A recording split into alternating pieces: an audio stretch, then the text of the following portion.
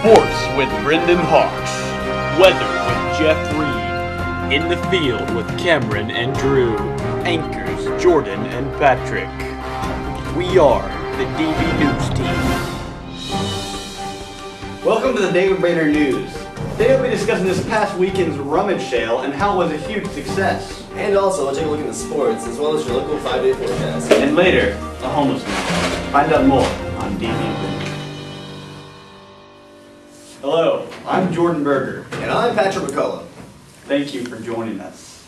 This past weekend, David Brainerd hosted a rummage sale in order to raise money for the junior and senior classes. If I'm correct, about $1,500 was raised. I think that's right. And so now we're going to go live to Cameron Drew, who's interviewing Houston Settle, whose mother was in charge of the whole shindig. That's great. Thank you, Patrick. We are now interviewing Houston Settles, whose mother was in charge of the rummage sale this weekend. So Houston, was the turnout good? Yes, we had a very good turnout. There were people actually showing up around 5 a.m., so yep, people were excited. Fantastic. So about how much money was raised at this rummage sale?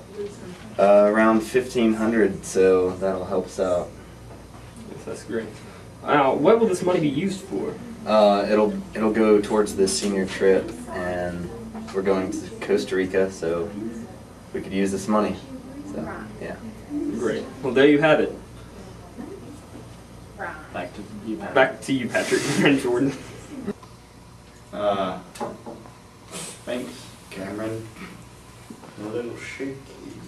And now we're going to go live to Brendan Hawks with the David Brainerd Sports Report. And I believe he has some interesting things to say about the future sporting events.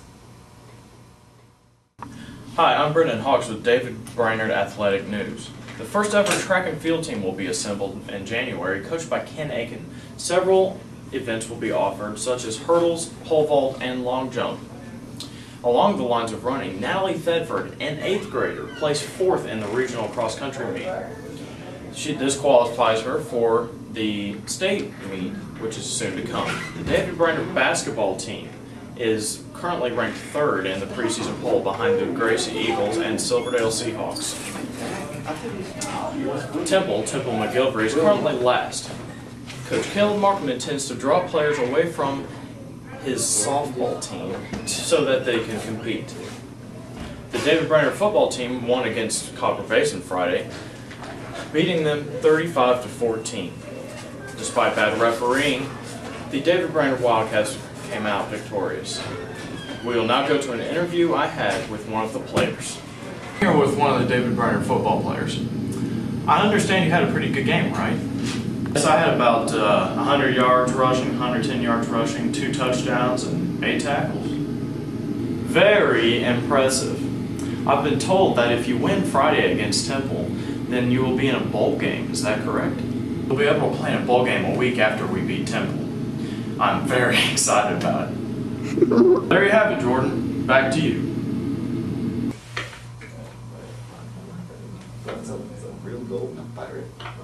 Fire. I was going to be a pirate there. Oh, thanks, Brendan. You really know how to nail down those sports. Nail them down.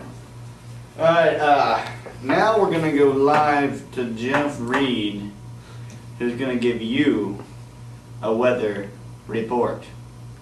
Cold. I'll tell you about it. Thanks, Jordan. As you can see, it's starting to get cold over here in the east. You know, typical winter weather. This week's been in the 60s. Next week it's going to be getting colder, down in the 50s, and even in the mornings it'll be in the 30s.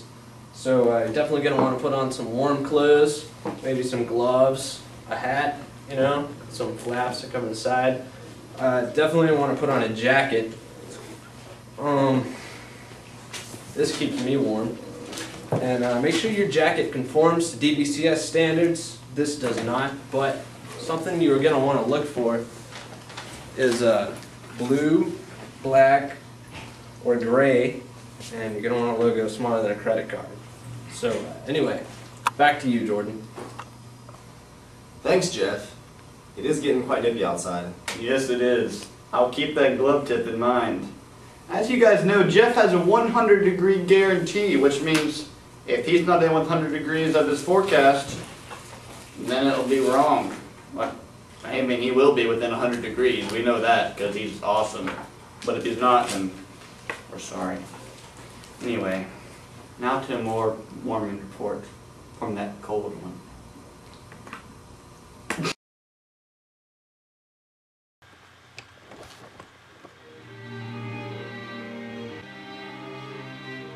For the last 7 years, a homeless man who refers to himself as Panther Claw has been living in the woods on the David Brainerd campus.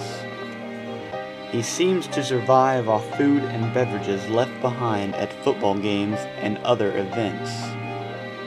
While many students claim they have seen him, still, no one has been able to talk to him. The news team and I have tried on numerous occasions to try to get an interview with him. Unfortunately, all have failed. Today we are planning on taking a new approach. We are going to try to lure him in with Reese's Pieces. We're going to get him, he's right there.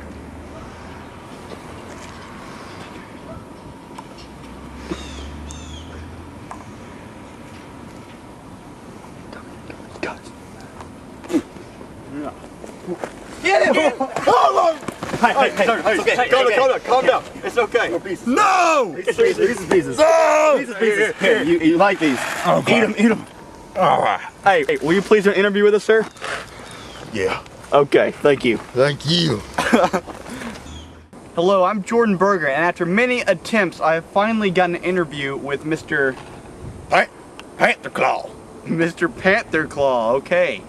So Mr. Claw, how many years have you been living in these woods out here, sir?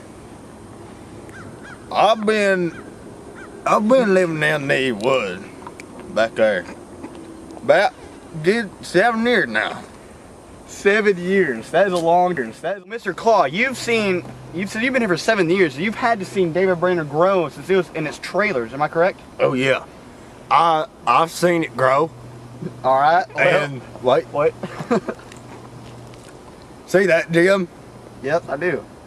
I saw that come about, and you did.